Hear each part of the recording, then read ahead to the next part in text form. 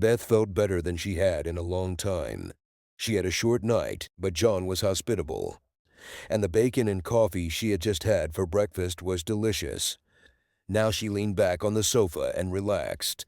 It was her third day at John's, and everything was going well.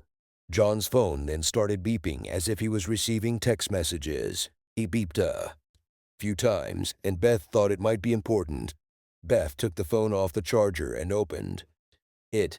John didn't have a password on it. He said he had nothing to hide. Beth looked through text messages, and there were a few new ones from Cindy, John's wife, who was in Mexico doing a ministry project for their church. The first message was, "Carol told me you're sleeping with some bitch. You bastard. So how do you like it when the shoe was on the other foot?" The others were photographs of a woman she assumed was Cindy, although they had never met. In the photograph, Cindy had sex with two men at once. Just at that moment, the doorbell rang. Beth opened it and saw a woman in a dress and a police officer in uniform.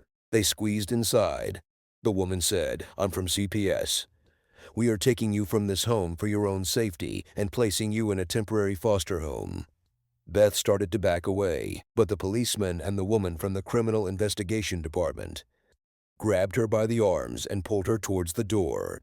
Beth resisted, but they continued to drag her. John then ran out of the bedroom, shouting, "Let her go! What the hell are you doing?" As he rushed to the scene of the fight, a police officer hit him with a stun gun. Beth kept screaming, but finally managed to shout out, "CPS can't pick me up. I'm an adult. Let me go." The CPS lady looked shocked, and the officer let Beth go. With one hand free, Beth punched the CPS woman's square in the nose. She then turned to the policeman and asked, "Why are you trying to kidnap me?" John came to his senses from the stun gun. He jumped up and rushed at the policeman, knocking him to the floor. The policeman managed to grab his gun and shoot, hitting John in the shoulder. That's when two more police officers burst into the house and handcuffed John and Beth. Beth said, "These people tried to kidnap me. That CPS bitch said she would take me into foster care. I'm an adult. I think they were going to sell me." John tried to help, but another cop shot him. John said, "I need an ambulance right now." An ambulance was called when police outside heard a gunshot and arrived a couple of minutes later. The paramedic took one look at the situation and shouted, "What the hell? What kind of idiot cuffed this man's hands behind his back while he was shot in the shoulder? Don't they have a neck test for cops? Remove the handcuffs now." One of the cops turned John over onto his sore shoulder to remove the handcuffs. John screamed in pain. Beth screamed, "Stop hurting him. My mother is a lawyer, and she will make you all pay." "Why did you even burst in here?" "CPS, I'm an adult." The woman standing by the door grinned. "I called them. I saw what happened here while this man's wife was serving the Lord." Beth told John, "Find out her name." Two more policemen entered the house, this time in plain clothes. One of them said, "What's going on here?" Beth said, "Those two tried to kidnap me, and when my father tried to help, he shot him. I want them arrested." The policeman said, "Take her handcuffs off." He turned to the CPS lady he recognized. "Why are you here?" "We got a call that a child was in danger and a man was threatening her with a gun. So we came to pick her up, and then all hell broke loose." Beth screamed, "I'm an adult." "You idiot. And this is my dad." Paramedics wheeled John out on a stretcher. Beth ran up to him. "Will he be okay?" "He should be fine in a few days." "Officers, can she go with him in the ambulance?" The guys in civilian clothes said yes at the same time. Then they told everyone to sit down. One went out the door and caught a woman retreating across the street. He brought it back and took statements from everyone. A day later, John and Beth were in a hospital room talking to a man in a suit. He said, "I have copies of all statements. The CPS lady is in the process of being fired. The police officer who shot you has been suspended pending an investigation." The woman, Carol, admitted that she called them without really knowing what was going on. "Perhaps she will be accused of something, but we are not sure what exactly." Beth looked very serious and hugged John. She did something else, Dad. She told Cindy that you were sleeping with some bitch. I was just looking at your phone before all this happened. I'm so sorry, Dad. John looked at the photographs, and tears began to flow. Well, that's it then. Do some paperwork. As you know, I have a solid prenuptial agreement. Let her be served at the airport when she lands on Friday. If you can get a restraining order, there's no way out of this. Also, find out who we can sue and do. So, for starters, Carol slandered me and Beth. Jim, a lawyer, said, "Oh, it's already in development. We're suing her. The CPS woman, the cop who shot you CPS in the police department. We're also suing the cops who handcuffed you too. The paramedic is dying to witness this. Was your security system turned on?" John smiled. "Certainly. All this is in the cloud. I need to take painkillers and rest." "Thanks, Jim." A few hours later, Valerie, John's personal secretary, arrived to update him on business matters. "Don't worry, John. I've contacted the project managers and will sort everything out until you can get back to work. Today we received final permits for the Ironwood project. So, we will begin construction of the model homes. Abe says we could be ready to start selling in 10 weeks. I'm already drawing up a schedule for trading. You must create a package for this unit. There should be big bonuses for everyone. Abe says if you don't agree, I should hit you on the shoulder. By the way, I may need help soon. We currently have 4 units operating and 2 more awaiting permits. I was sorry to hear about Cindy. Gee, thanks, Valerie. You always know what to say to cheer me up. Well, I may be getting a divorce, but at least I'm not poor. We have an adultery clause in our prenuptial agreement, and it's important. I'll have to send Jim a box of steaks. Maybe when things calm down, my daughter Beth will want to be your assistant." "Okay, boss. I'll take care of it. I need to get back to the office. Get well." 3 days later, Cindy stepped off the plane and headed to baggage claim. When she got there, 2 men approached her. "Hello, Jim. I guess my cheating husband didn't want to face me. What a coward. I don't believe in divorce, but I'm not sure our marriage can survive this." Jim handed her a large envelope. "Well, I'm sure it's impossible, Mrs. Cork. You've been served." The second man was filming a video. Jim continued. "Besides, there is a restraining order in the envelope. You cannot come within 500 feet of your house or John. Copies of the photographs you kindly sent are in the envelope. John files a complaint under the article, adultery. There is also a letter from John. The marriage contract will be respected 100%. As Jim left, Cindy shouted, "He can't do this. He cheated first."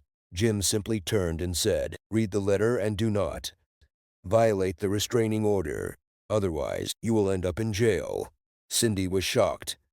She collected her luggage and took advantage of the free shuttle to a nearby Hilton hotel. When she tried to rent a room, none of her cards worked. Finally, she successfully used her debit card.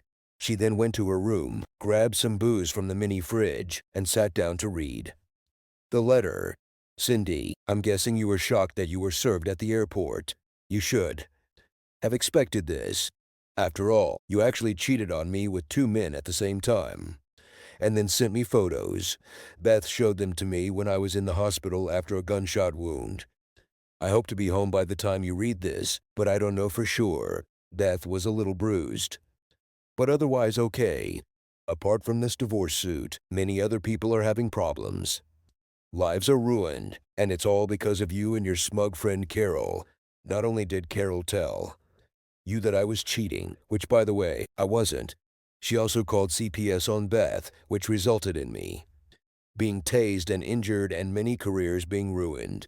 We're suing her, just so you know, along with the idiot from CPS, the cop who shot me, and several others, including the 2 men you were with." By this time, Cindy was crying and practically in shock. She read on. "I think I should introduce Beth. You may remember when we met, I told you that my last girlfriend, Marcia, dumped me in a very public and disgusting way. Turns out, because of this, she couldn't come to me and tell me she was pregnant. So I ended up having a daughter I never knew I had. Beth, my daughter, finally convinced her mother to tell her who her father was. A few days after you left, she knocked on my door. I was so happy to know about her. We were going to wait until you got back to talk about it, because these are things that need to be dealt with face to face. I know you would like Beth. Then your friend Carol thought I was having an affair with my daughter and sent you a couple of photos of Beth and I hugging. Carol took these photos through our windows, so she too was accused of being a peeping Tom. Anyway, on the advice of my lawyer, I paid off and canceled all of our credit cards. I left $2,500 in the checking account because it was in the prenuptial agreement.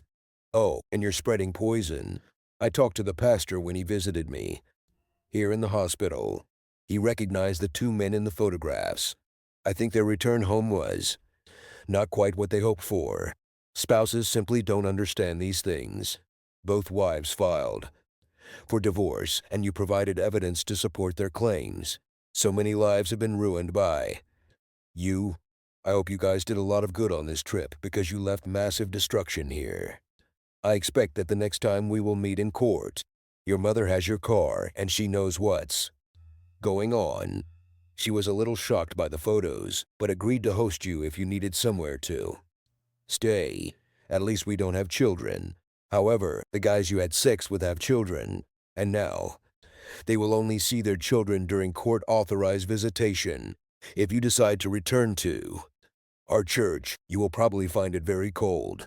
By my count, you and Carol have ruined the lives of at least a dozen different people. Have a good day, John. Cindy let out a primal scream and collapsed on the floor sobbing. The people in the next room called the front desk. A couple of minutes later, there was a knock on the door. When she did not answer, the manager used the universal keycard to enter the room. She sat down on the floor and hugged Cindy, saying quietly, "What's the matter, honey? Tell me what's going on." The letter lay on the floor next to Cindy. She handed it to the manager. She held Cindy in her arms and read the letter. "Oh, dear, I read about it in the newspaper. It looks like things are only going to get worse.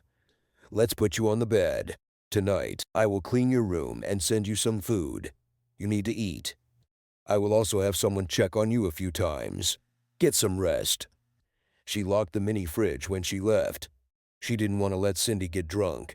John was discharged on Saturday morning and returned home in a rented hospital wheelchair.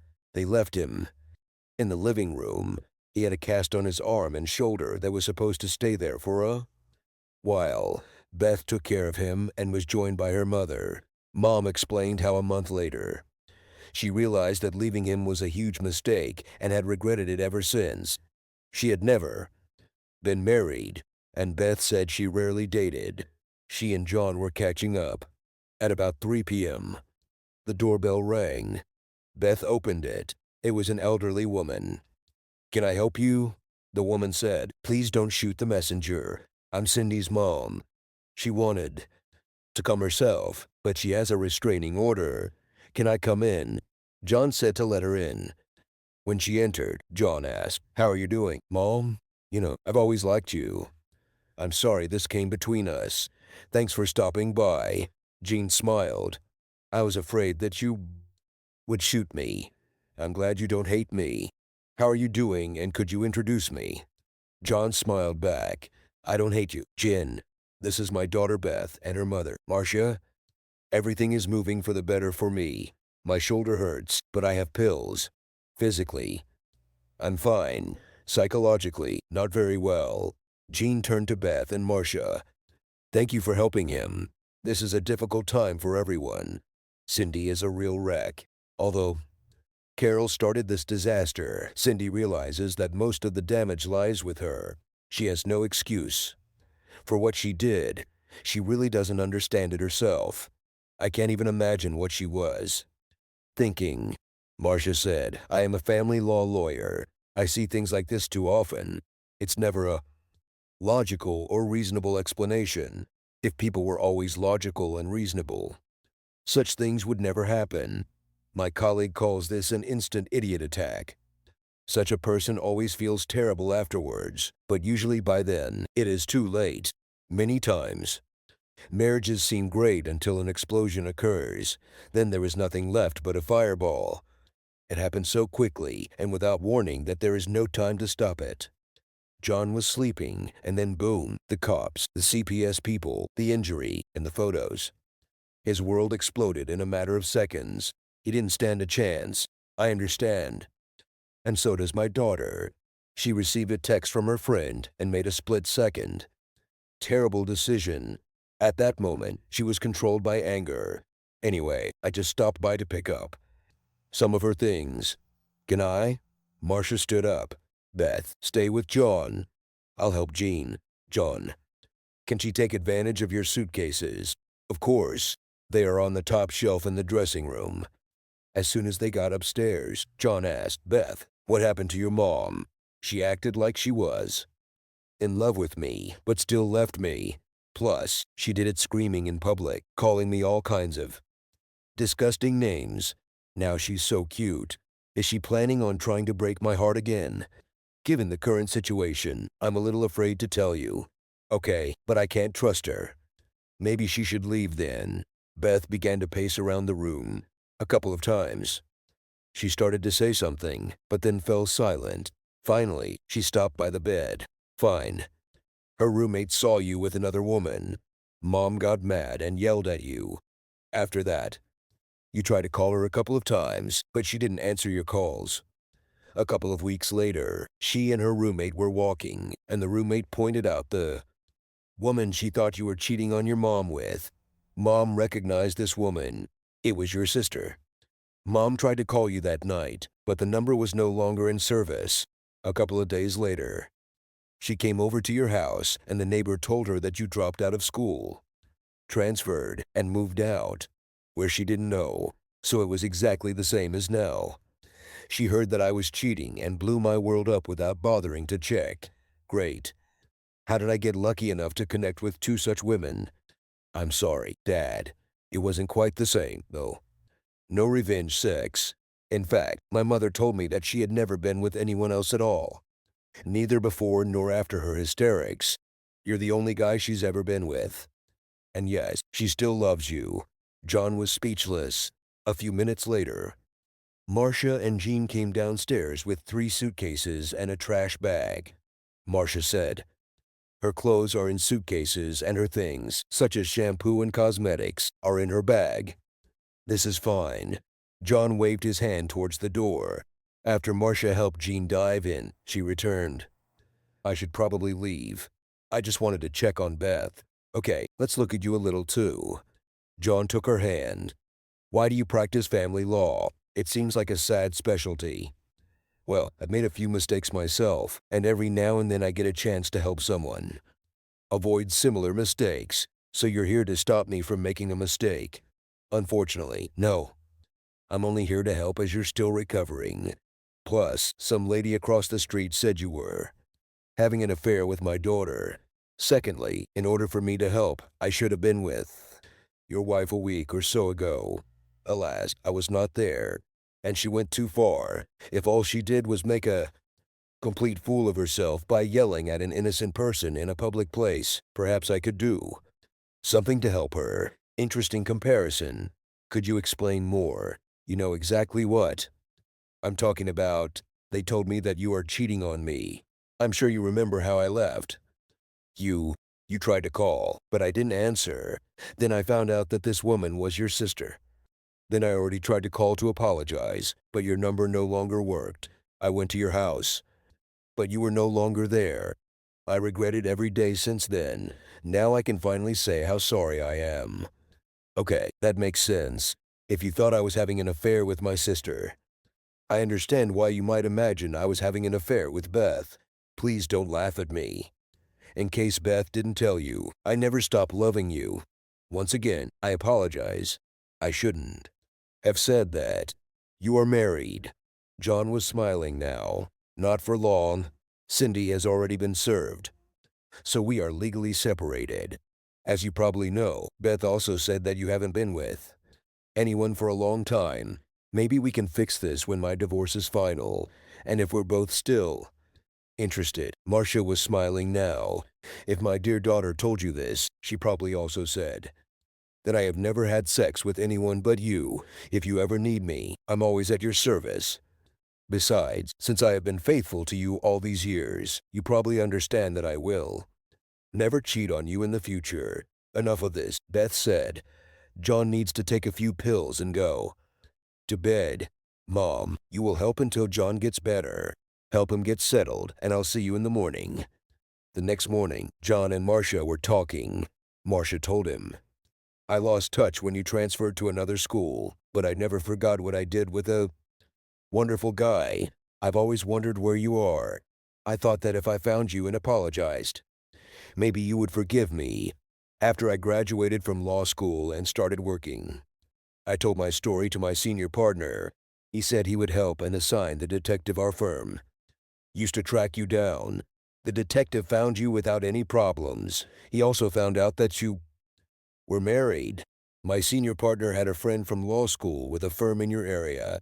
He got me a job here. I've been working at a firm a few miles away ever since. I became a partner several years ago. From time to time, I managed to catch a glimpse of you.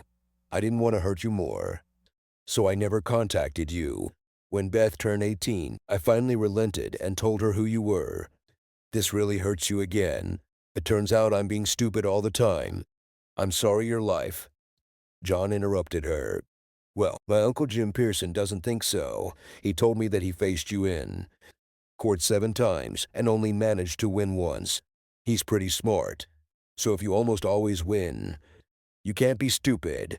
Yes, Jim Pearson is a good lawyer, but the times I have encountered him, he has not been on the right side of a divorce. I didn't know he was your uncle. I'm a pretty good lawyer where I get stupid isn't everything related to you. A week later, Marcia was in her office when she received a call. Cindy Cork is here. She wants to see you. She doesn't have an appointment. Show her out. The assistant led Cindy inside, closing the door behind them. She showed Cindy to a chair by the table and sat down on the sofa. Cindy said, Thank you for having me. Why are you here, Mrs. Cork? I need your help. People tell me that you are the best at reconciliation. I was really stupid, and I really don't think I have any chance. But I don't want to lose my husband. Do you know who I am? Yes, you are Marcia Campbell. I talked to some people where I work, and they said that you are the best divorce lawyer in town. And you also try to get people to reconcile whenever possible. Well, Mrs. Cork, it's all true. I think I'm the best. However, your study missed one important point. I'm also Beth's mom. Cindy lost consciousness and slowly slid to the floor. When she came to, her head was lying on Marcia's lap and Joan, the assistant, was wiping her face with a cold, damp cloth. Marcia smiled at her. Welcome back, Cindy. I think you were tired. So you fell asleep for a few minutes. I don't usually have that kind of influence on people. There is ice in this rag. Let us take a little care of you. Would you like some water? There was a straw in the bottle, and Cindy took a couple sips. Why are you so kind to me? When you said you were Beth's mom, I panicked. Thank you. Joan chuckled slightly. Yes, usually, when people lose consciousness, we undress them and leave them in an alley. Marcia decided to make an exception. For you. You're very pretty, so we can sell you to a Colombian brothel. Marcia covered Joan's mouth with her hand. Joan, stop it. Sorry, Cindy. Joan has a very strange sense of humor, but is usually quite nice. We undid a couple of buttons and a belt. But why such a shock? My face usually makes people choke rather than faint. I just know what you must be thinking about me. I'm usually not as stupid and terrible as I was just a short time ago. I lost my husband and hurt a lot of people. Deep down, I know I can't bring John back, but I want to somehow make things right and maybe be friends.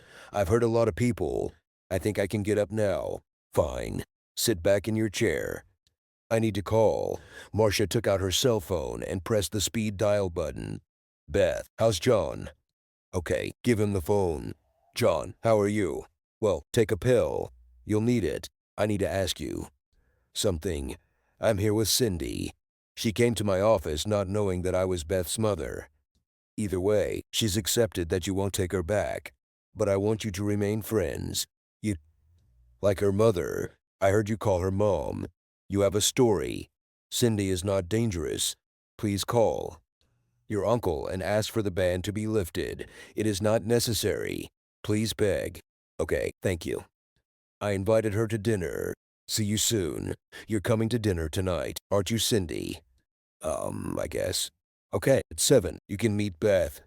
Meanwhile, John stared at the phone as if it was about to turn into a snake. What the heck? Marcia and Cindy are now friends, and she invited Cindy too. Dinner. I think I'm in big trouble. Do you know that conceived your mother? I think she wants to. Make sure it's really over with you and Cindy before Mom tries to move in with you. Mom actually has morals. Otherwise, she would have tried to do this years ago. Fine. Cindy and I are definitely over it. And it's not just about sex. She freaked out and went crazy over the message and didn't even try to check if it was true. Essentially, in our relationship, she took her neighbor's word for it. I would spend the rest of my life wondering when it would happen again. Obviously, she had no trust or respect for me. Tell me how this is different from what Marshall did. Okay, so your mom didn't sleep with 2 guys in retaliation, but she broke up by yelling at me in an obviously public place because a friend said she saw me with another woman. She was ready to leave me without any evidence at all, and to do it through public humiliation. Again, no trust and no respect. I understand your point of view, but let me ask you this. If your mom came to you a few days after her mistake, would you take her back? Yes, her mistake was similar, but her reaction was much less crazy. Many couples quarrel, break up, and soon make up.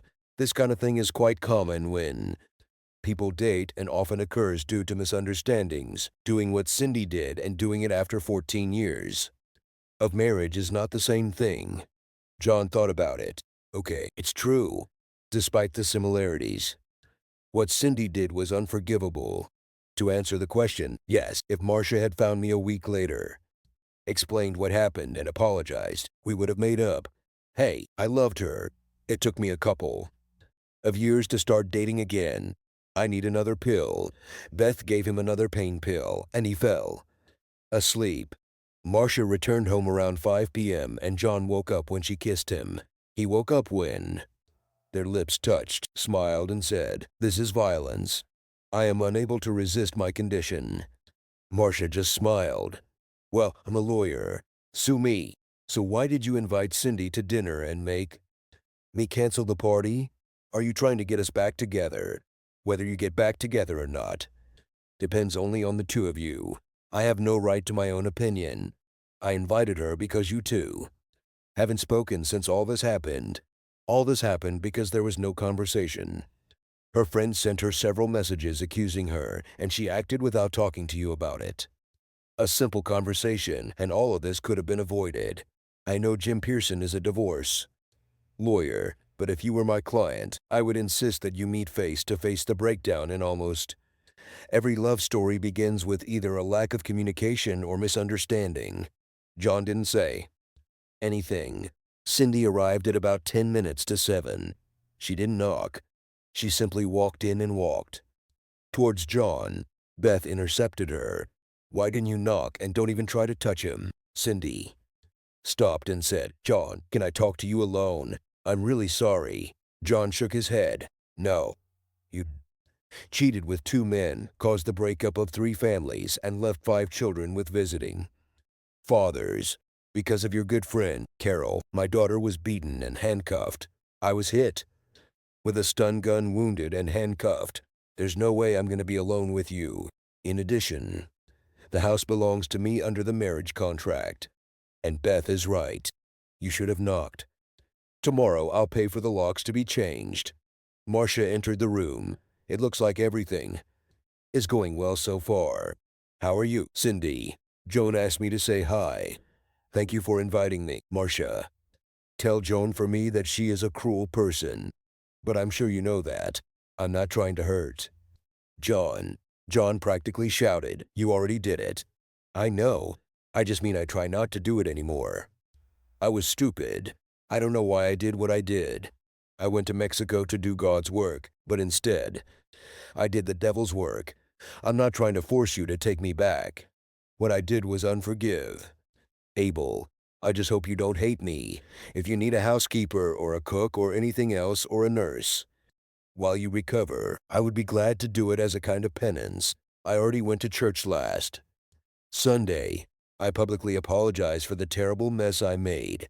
Maybe I'll write a book, How to Ruin Your Life in 10 Minutes. What does 10 minutes mean? Ask Beth. I'm a virgin, but I think sex should take longer. That's true, but we definitely didn't have sex. I just asked them to pose with me so I could get the photos. I'm so sorry I did this. I explained this to both wives. They both slapped me. I don't blame them. I don't know if my words have any meaning to them. There was silence for a few seconds. John then said it may matter to them because they found out about it by accident. However, for me, it doesn't matter much. Yes, it is unbearable for me that you cheated. And it is cheating if you are naked and two naked men penetrate you, even if it was only for a moment. It was terrible to find out that my wife was cheating on me. But what was even worse was that you deliberately hurt me as much as you could without even giving me a chance to defend myself. You received a message from someone that I'm cheating on you instead of contacting me. You sent me photographic evidence of your infidelity with two men at once. This is very different from someone trying to hide an affair and getting caught. Yes, an affair is, of course, cheating. But at the same time, they are not trying to hurt their spouse, but are trying to hide it. Putting it out there like you did means you didn't want to be married anymore. Obviously. No self-respecting man will put up with this and take you back. Either you wanted out of the marriage and did what you needed to do to make it happen, or you have so little respect for me that you thought I would accept this situation. I assure you that if someone told me that you were cheating, I would either confront you or look for real evidence. Maybe I'd hire a private investigator. Besides, we've been married for quite a long time. I doubt I would even believe it without real evidence. I loved you. I trusted you. You didn't feel the same. Now I know that I can never trust you with my heart again. I understand. I don't know what came over me to behave like this. Since I don't know why I did it, how can I promise that it will never happen again?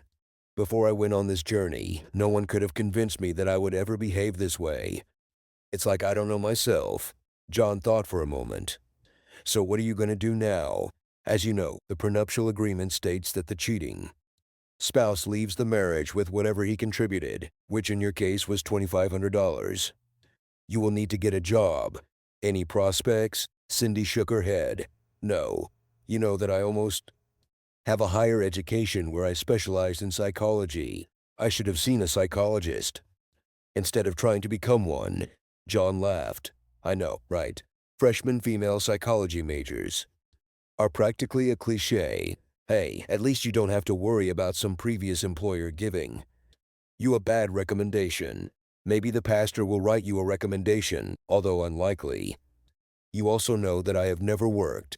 I have no idea what kind of job I can get. That's why I mentioned that I would be your housekeeper and cook. I have experience in this position. However, I may not be able to get a good reference from my former employer. I ruined my career. Yes, it looks like a whirlpool, but I know your former employer. He's not a bad guy. Maybe he can help. John, you have absolutely no reason to help me. I didn't just burn this bridge. I blew it up. Let me think about it, and we'll talk after dinner. Marcia and Beth went all out for dinner. They ordered pizza and wings. Everyone ate on trays in the living room so they could be close to John. As soon as they had eaten, John said, "Okay, Cindy, here's what I'll do as long as Uncle Jim and Marcia say it won't ruin my business. You know that I built and own a large apartment complex on Lincoln Avenue. There are always free apartments there. I'll arrange for you to live there for free. Then we'll find a job for you." Marcia interrupted him. John, you don't want to annul the prenuptial agreement. So we will need to sign and file a divorce petition before you do anything. I already signed the papers and gave them to Jim, Cindy said. Marcia smiled. Okay. I will also draw up a document in which you will forever renounce any future claims to anything. From John in exchange for a lump sum payment of $5,000. Is this okay? John, certainly. Perhaps there are too many lawyers in my life. Now they are spending my money. Marcia smiled. They continued chatting for another hour before Cindy went to see her mom. Marcia told her that a document in which Cindy renounced any claim to John's assets would be ready in a couple of days.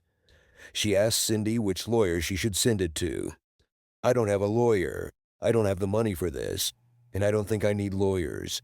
I'm not disputing anything, so I just signed the papers in front of the notary at Uncle Jim's office. When the document is ready, just let me know and I will come to your office and sign it. Marcia shook her head. This is not a good idea. I have a clear conflict of interest. There are two companies in my building. Tim, a senior partner at another firm, owes me some favors. I will ask him to review the document I am preparing and also to get a copy of the divorce papers from Jim. Jim is a good guy and so is John, so I'm sure the divorce papers are in order, but someone needs to review them on your behalf. I'll call you tomorrow and give you the phone number after I make arrangements with Tim. As soon as Cindy left, Marcia said, I hate to admit it, but I like her. Yes, she was an idiot for a while, but she's not a bad person. You have good taste in women. John laughed out loud. Certainly. Well, except for the part where they lose their temper when they think I'm cheating. I know, John, I did almost the same thing. Except for the sex part. You still love her, don't you? John looked sad. Certainly. I've loved her for many years, but I can't stay married to her. I'm not going to stop the divorce. Are you going to get her a job? It could be in one of your companies or with someone who owes you something. There is also a housekeeper cook position. On a completely unrelated note, do you think you could ever forgive me and love me again, even though I'm a terrible housewife? And an even worse cook. I don't think I ever stopped loving you. It's a defeat or a victory for me, but in any case, I will get a wonderful daughter from this deal. Marcia looked thoughtful. I'm going to shock and insult the man I love. I love you. She loves you, and you love us both. How would you feel if you and I say got married? Then with my full blessing, Cindy could be your girlfriend. Beth practically screamed. Marcia, what did you do to my mom? My whole life is a lie. Marcia hugged Beth. I don't think you like this idea. I'm really sorry. No, the idea is brilliant. I'm just shocked that you suggested this, although I'm not sure John and Cindy would go for it. Well, John is a man, so it all depends on what kind of head he uses. John shook his head. Well, Marcia, when you think outside the box, you really think outside the box. Why? Cindy came to my office because she heard that I was the best family law lawyer in the area when it came to reconciliation. I am proud of this. In this case, the obvious stumbling block to you guys getting back together is my reluctance to break up with you now that I'm sort of back. That's all I could come up with. I invited Cindy over tonight to see if we could get along because it wouldn't work if she and I were at odds. Turns out I like her, and I think she even likes me. Wouldn't this be a win for everyone? Do you think you can handle two women? Beth, if I've learned anything lately, it's that I can't handle even one woman, let alone two. I can already imagine how they make the schedule. You might as well stick a fork in me. I'm over it. Marcia leaned down and planted a passionate kiss on his lips. I'm going to call Cindy and tell her to come back. We should probably ask her everything. Cindy returned about 40 minutes later. She just sat down on the sofa and said, Okay, why did I have to go back? I'll take it upon myself, Beth said. My mom has an offer. You originally approached her because of her reputation as a conciliator. Well, she came up with one option. So far, you two seem to like each other. You're both in love with Dad. And even though you've both hurt him at different times, he still loves you both. Mom suggested that she marry Dad and you could be the side chick. What do you think? This is the best offer you can get. Cindy began to cry, and soon it all turned into sobs. Marcia and Beth sat on either side of her and held her. It took her a while to calm down. If John agrees, then I'm definitely fine. It's much better than losing it completely. We may need a calendar. John groaned. See, Beth, I told you so. I'm dead. A few months later, the divorce was final. John and Marcia did not marry, but she and Beth moved in with John. John got the house across the street where Carol lived during the trial. All other lawsuits were settled for undisclosed amounts. Cindy moved into Carol's old house across the street as soon as John ordered his crews to renovate it. Cindy actually worked for John as a housekeeper, cook, and Marcia and Cindy worked out a schedule of sorts. It turns out that neither Marcia nor Cindy liked girl-on-girl sex, but they both liked threesomes. So in the end, it was a win-win for all three of them.